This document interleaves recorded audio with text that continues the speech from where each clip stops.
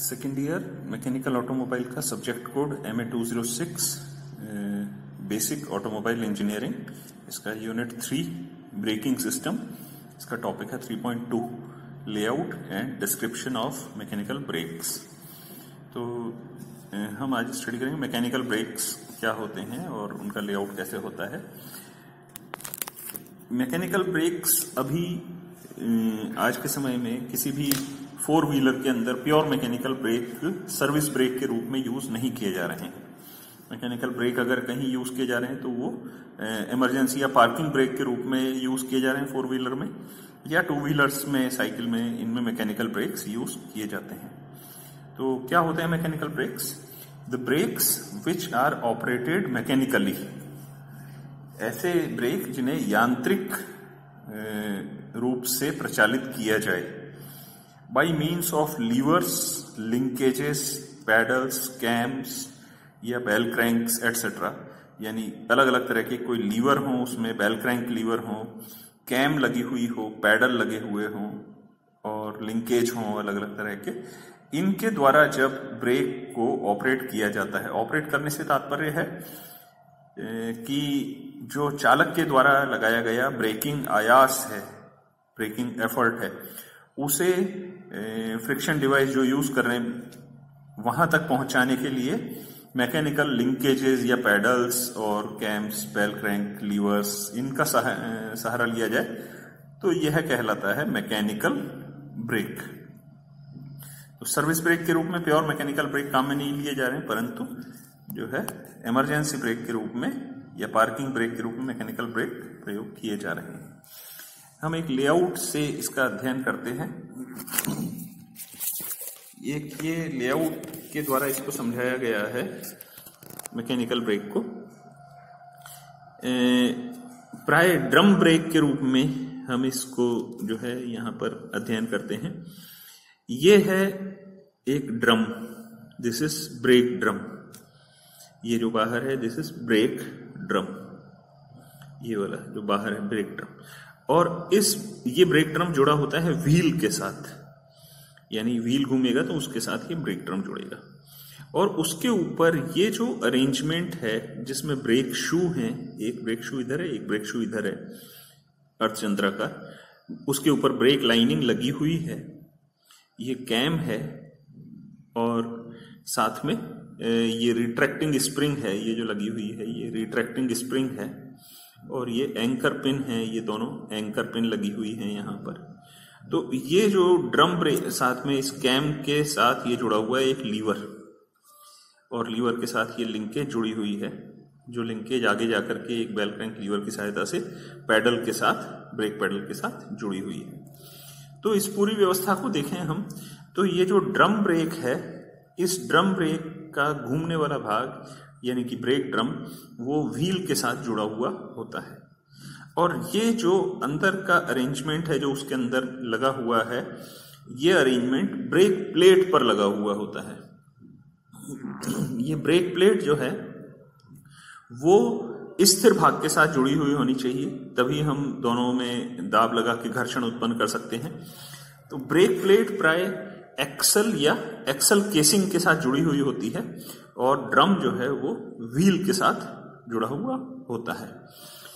ये जो है ड्रम के अंदर ब्रेक शू लगाए हुए हैं, और वो इस कैम के घूमने पर, जब कैम इस तरह से यूं आड़ी हो जाएगी, ये लीवर इधर जाएगा तो ये कैम ऐसे घूमेगी, तो कैम के घूमने पर ये ब्रेक शू एक्सपेंड होते हैं, बाहर की ओर फैलते हैं, इसलिए इसे कहते हैं internal expanding type drum brake. एक होता है एक्सटर्नल कॉन्ट्रैक्टिंग, यदि ब्रेक ड्रम के बाहर फ्रिक्शन लाइनिंग वाला जो है व्यवस्था की हुई हो, और एक्सटर्नली वो ब्रेक शू या जो भी ब्रेक का है व्यवस्था वो कॉन्ट्रैक्ट होता हो, तो वो कहलाएगा एक्सटर्नल कॉन्ट्रैक्टिंग। तो एक्सटर्नल कॉन्ट्रैक्टिंग अभी प्रयोग में नहीं लाए जाते, ज्यादातर प्रयोग में लाए जाते हैं इंटरनल एक्सपेंडिंग। ब्रेक ड्रम के अंदर है इसलिए इसको कहा इंटरनल, और ये एक्सपेंड होते हैं यानी फैलते हैं बाहर की ओर। फैलाने का काम करता है कैम। ये जो कैम है ये इस लीवर के साथ जुड़ी हुई है। यदि ये जो लीवर है यहाँ पर, ये लीवर पीछे से डॉटेड बात करें तो ये पूरा लीवर है यहाँ जो इस कैम के साथ जुड़ा है। जब ये लीवर आगे पीछे चलेगा, इधर खींचेगा या इसको जो है मूवमेंट दिया जाएगा तो ये कैम ऐसे होगी, और ये कैम जब ऐसे होगी तो ये दोनों ब्रेक शू को दूर करेगी। तो ये एक्सपेंड होकर वर्क कर रहे हैं, internal expanding type drum brake हो गया। इस कैम को ऑपरेट करने के लिए चालक के द्वारा लगाए गए ब्रेकिंग आयास जो पैडल पर लगाया जाता है, उसे यहां तक पहुंचाने के लिए मैकेनिकल लिंकेजेस का सहारा लिया गया है। यदि ये यहां से अरेंजमेंट जो है और ये पहुंचाया जाए किसी हाइड्रोलिक्स के द्वारा, ये पहुंचाया जाए तो हाइड्रोलिक प्रेशर के द्वारा, तो हाइड्रोलिक ब्रेक हो जाएगा, और ये जो है ये मैकेनिकल ब्रेक है। इसमें ये पैडल है, ये पैडल के साथ एक लीवर जुड़ा हुआ है, एक लिंकेज जुड़ी हुई है, और इसके साथ एक स्टॉपर भी यहाँ पर लगा हुआ है जो एडजस्टिंग का काम करता है। यदि हमें इसकी फ्री प्ले को एडजस्ट करना है तो ये इससे एडजस्ट कर सकते हैं। इसको बोल्ट और नट का अरेंजमेंट है, इसको टाइट या लूज करके और फ्री प्ले को एडजस्ट किया जा सकता है।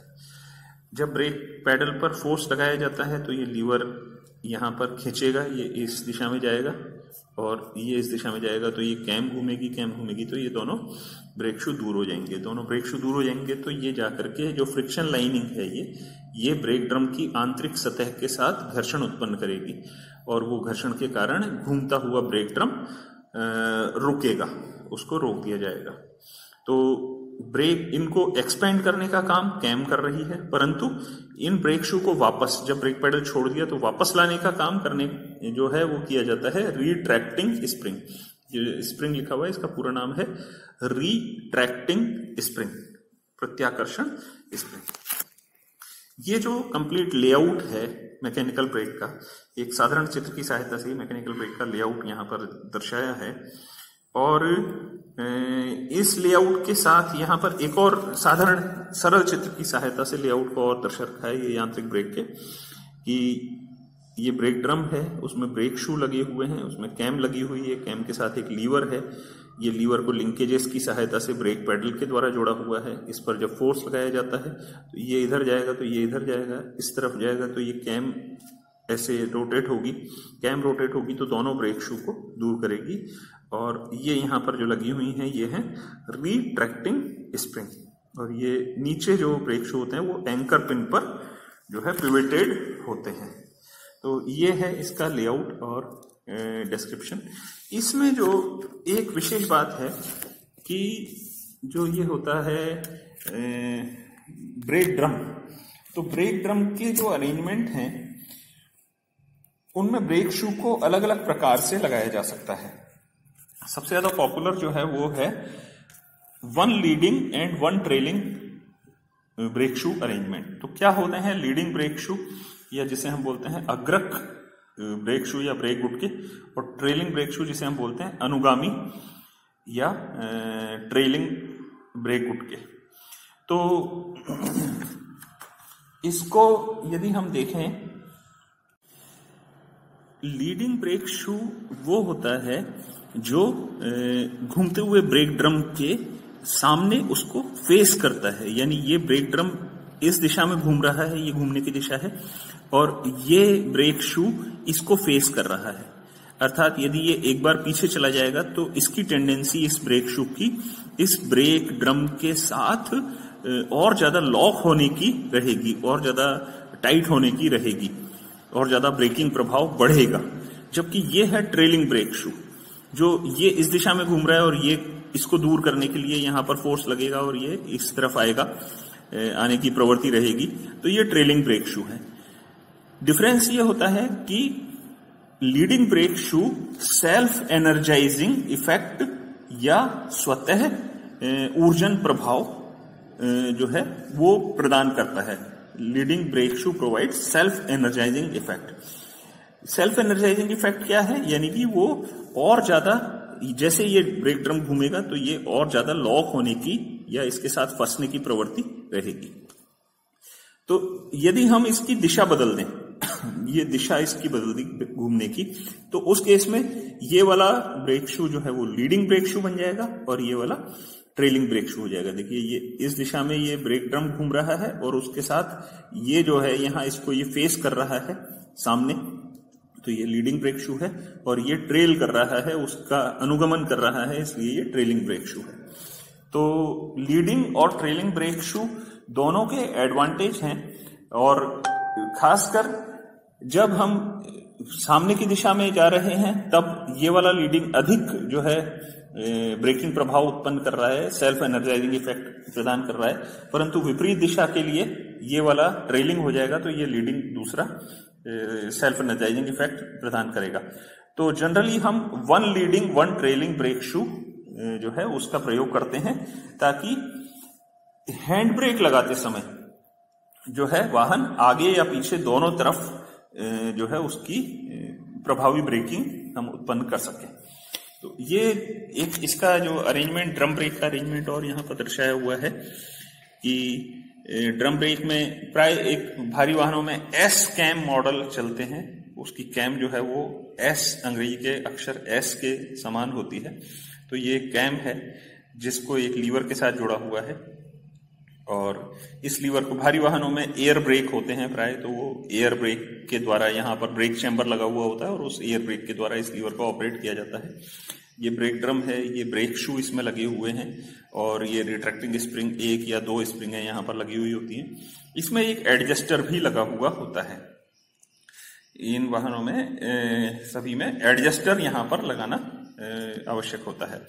एडजस्टर किस लिए होता है कि जब इस ड्रम ब्रेक का हम सतत उपयोग करते हैं, लगातार ये ब्रेक शू घिस के चलेंगे, तो इस पॉइंट पर तो एंकर पिन पर ये पिविटेड है, तो जो घिसने की प्रवृत्ति रहेगी वो ये सामने ऊपर इस क्षेत्र में ब्रेक शू के ब्रेक लाइनिंग के अधिक घिसने की प्रवृत्ति होती है, और इस जगह पर घिसने की प्रवृत्ति कम होती है, क्योंकि यहां पर ये मूवमेंट इसका नहीं होता है।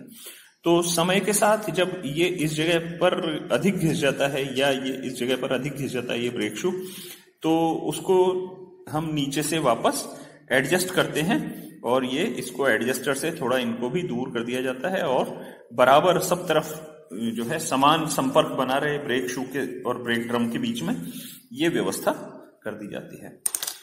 तो ये हमने देखा कि एक मैकेनिकल जो ब्रेकिंग सिस्टम होता है उसमें चालक के द्वारा जो लगाया गया आयास है, एफर्ट है, उसे मैकेनिकल लिंकेजेस के द्वारा ही और ब्रेक ड्रम तक या जो भी अरेंजमेंट है वहां तक पहुंचाया जाता है। इसमें जब इसको हैंड ब्रेक के रूप में प्रयोग किया जाता है, तो हैंड ब्रेक के रूप में प्रयोग करने पर एक ब्रेक कंपनसेटर का भी यूज किया जाता है। ब्रेक कंपनसेटर क्या होता है, या जिसे हम कहते हैं इक्वलाइजर, ब्रेक इक्वलाइजर, कि ये हैंड ब्रेक का अरेंजमेंट दिखा रखा है यहाँ पर। ये हैंड ब्रेक को जब ऊपर किया जाएगा तो ये केबल, यहाँ जो प्राइमरी केबल है, ये केबल इस दिशा में खींचेगी और ये इस दिशा में खींचेगी, तो ये एक यहाँ पर स्लाइडिंग ब्रेक इक्वलाइजर दिया हुआ है। और ये दोनों, ये है सेकेंडरी केबल जो एक आउटर के अंदर से होकर जा रही है, और वो जाकर के कैम को ऑपरेट कर देती हैं, और ये दोनों ब्रेक शू दूर हो जाते हैं, तो हैंड ब्रेक लग जाते हैं। तो समान दोनों पहियों के ऊपर समान ब्रेकिंग प्रभाव उत्पन्न हो, उसके लिए ब्रेक कंपनसेटर या ब्रेक इक्वलाइजर का उपयोग भी किया जाता है मैकेनिकल ब्रेक्स के अंदर। तो ये हमने आज अरेंजमेंट देखा, मैकेनिकल ब्रेक्स का लेआउट और उसका डिस्क्रिप्शन।